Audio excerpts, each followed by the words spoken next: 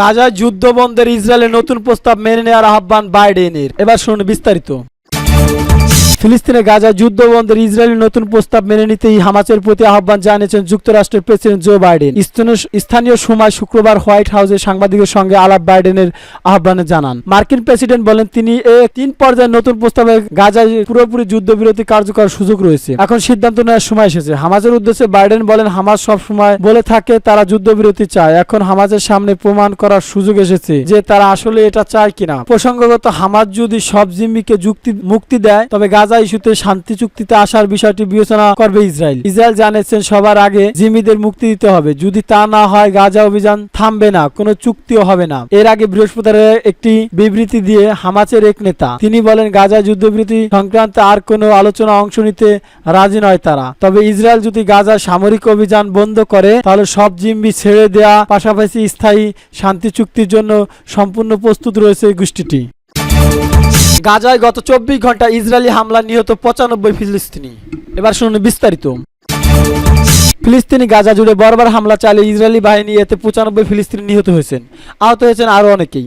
শনিবার অবরুদ্ধ গাজা উপত্যকার স্বাস্থ্য মন্ত্রণালয় এই তথ্য নিশ্চিত করেছেন। খবর আনাদুল্লু। প্রতিবেদনে বলা হয়েছে গত 24 ঘন্টা ইসরায়েলি হামলা 95 জন নিহত এবং 350 জন আহত হয়েছে। অনেক মানুষ এখনো ধ্বংসস্তূপের নিচে, কেউ রাস্তা আটকা পড়ে আছে, উদ্ধারকারীরা তাদের কাছে পৌঁছতে পারছে না।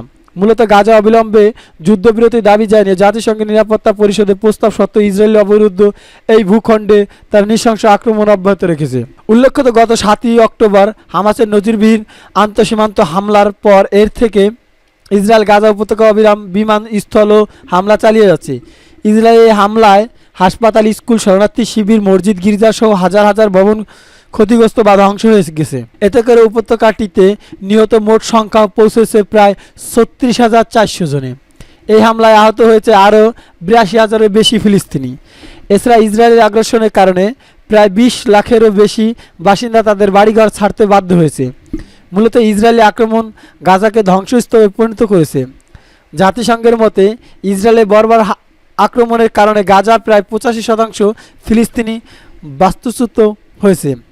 আর খাদ্য, বিশুদ্ধ পানি এবং ওষুধের তীব্র সংকটের মধ্যে গাজার সকলে এখন খাদ্য নিরাপত্তাহীন অবস্থার মধ্যে রয়েছে। এছাড়া অবরুদ্ধ এই ভূখণ্ডের 60% অবকাঠামো ক্ষতিগ্রস্ত বা ধ্বংস হয়ে গেছে। ইসরায়েল ইতিমধ্যে আন্তর্জাতিক বিচার আদালত গণহত্যার অভিযোগে অভিযুক্ত হয়েছে। যুদ্ধবিরতির প্রস্তাব মেনে নিলে পদত্যাগের হুমকি ইসরায়েলের মন্ত্রীদের।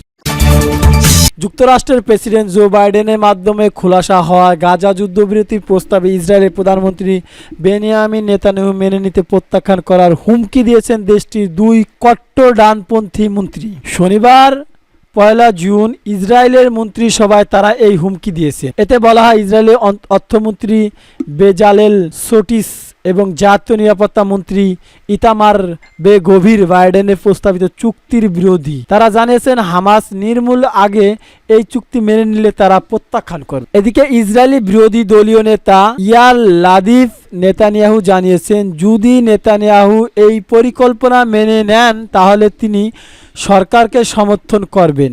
এর আগে ইসরায়েলের প্রধানমন্ত্রী নেতানিয়াহু জানিয়েছেন হামাস সামরিক এবং শাসন করার ক্ষমতা ধ্বংস না হওয়া এবং সমস্ত জিম্মিকে মুক্তি না হওয়া দেওয়া পর্যন্ত কোনো স্থায়ী চুক্তি হবে না।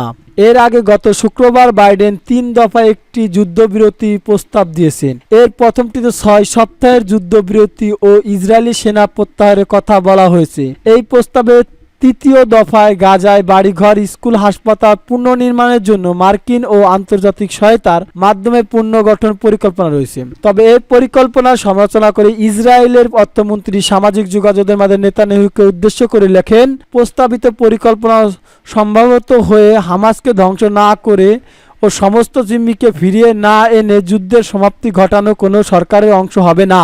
একই সুরে কথা বলেছেন বেগভিরও। তিনি সামাজিক যোগাযোগের মাধ্যমে লেখেন, চুক্তি মানে যুদ্ধের সমাপ্তি এবং হামাসকে ধ্বংস করার লক্ষ্য বাদ দেওয়া।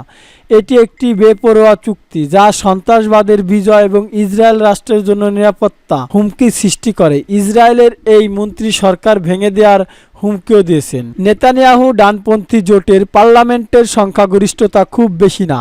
এর মধ্যে বেনগভিরে ভোট জমা, ইয়েহুডিতেও পার্টির 6টি আসন এবং সটিজের ধর্মীয় জায়নিজম পার্টির 7টি আসন রয়েছে। ক্ষমতা ধরে রাখতে নেতানিয়াহুকে এই দুজন প্রয়োজন রয়েছে, কিন্তু লাদিভ সরকারকে সমর্থন জানানোর কথা বলার সুবিধাজনক স্থানে রয়েছে নেতানিয়াহু, কারণ লাপিদের দল ইয়েশ আতিদের দখলে আছে 24টি আসন। এদিকে বাইডেনের যুদ্ধবিরতি প্রস্তাব মেনে নিতে তেল আবিবের বিক্ষোভ করেছে হাজার হাজার মানুষ। তারা নেতানিয়াহুর পদত্যাগ দাবি করেছেন। শনিবার মিশর, কাতার এবং মার্কিন যুক্তরাষ্ট্র এক যৌথ বিবৃতি ইসরায়েল এবং হামাসের বাইডেনের প্রস্তাবিত যুদ্ধবিরতি চুক্তিকে মেনে নেওয়ার আহ্বান জানিয়েছেন ইসরায়েল।